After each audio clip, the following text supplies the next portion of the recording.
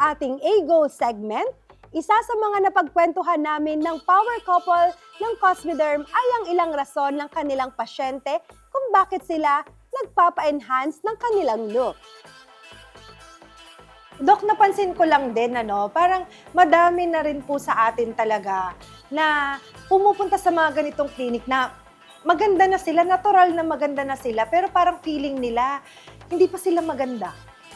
Or parang may kulang pa. Yeah, actually, Miss A, minsan talaga may pumupunta dito na parang wala namang mali. So, we should be very careful with them. Kasi yun nga, yung na-preserve nila, hindi yun nakikita natin. So, kapag ganon, lalo na kami po ni Doc, very honest kami. Walang problema. Maganda ka na. Walang problema. Wala nang kailangan enhance. So, sabihin lang po sa kanila. Kasi, if ever nga, di ba, sabi mo, we'll do this, we'll do that. Yes. So, Opportunity nyo na. Oo, yes. Pero, hindi kasi yun long term yung gusto namin. Of course, may pumupunta dito na, Doc, ano bang problema namin? Ano bang problema ko? So, we suggest, we do threads here, we do operations here. Tapos, you think about it. Kasi dapat po ready Ready po talaga sila.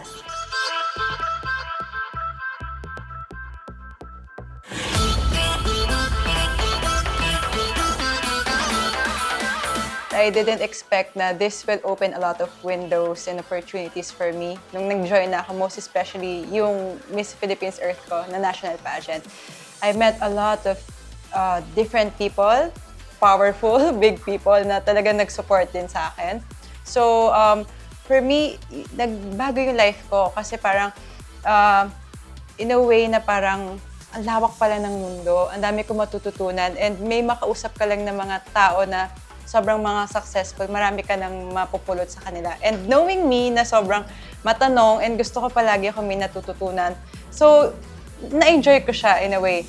To the point na parang nare-realize ko na parang it's not really actually about winning the crown anymore, but more of like meeting friends. It may sound cliche pero totoo na you will meet a lot of friends from different provinces. So may friends na ako sa Luzon, Visayas, Mindanao. So na-enjoy ko. Basically, natutunan ko yung kung paano ba gawin talaga yung pageant, not just on the stage. Kung paano ka makikita dun sa stage at kung paano ka makikita outside.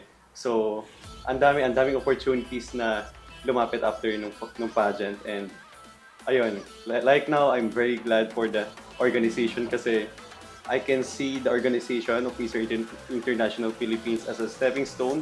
Kasi yung dream ko to be a news anchor is, medyo napapalapit na, and sobrang sarap sa pakiramdam na hindi lang pala siya just a competition, but it's also a gateway for your dreams in life.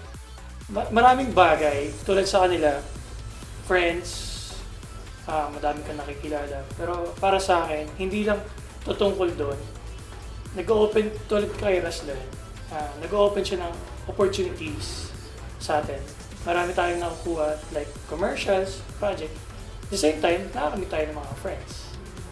Cosmederm, tutulungan niya ako kasi may mga bagay ako na nahihirapan akong i-improve physically. Dahil nandiyan si Cosmederm, nagkakaroon ako ng hope na marami akong pwedeng magawa. Naging confident ako. Tutulungan niya ako maging confident sa harap ng maraming tao.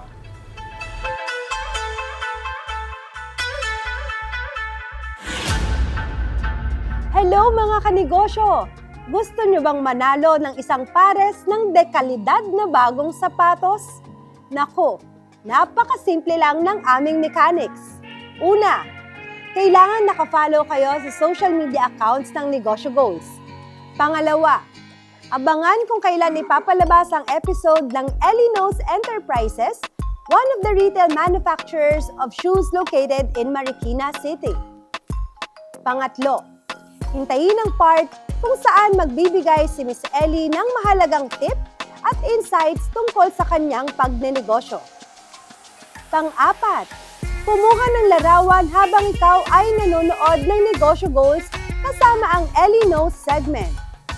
Pang-lima, i-comment ito sa Negosyo Goals Facebook account na may hashtag Ellie Knows Negosyo Goals. Kalakip ang kanyang mensahe. Pang-anim, To increase your chances of winning, make sure to like, comment, and share our program. O diba, nanood ka lang, magkakaroon ka na ng isang pares ng sapatos. Kaya naman, tara na! At ugaliing manood ng Negosyo Goals every Sunday, 11:30 a.m.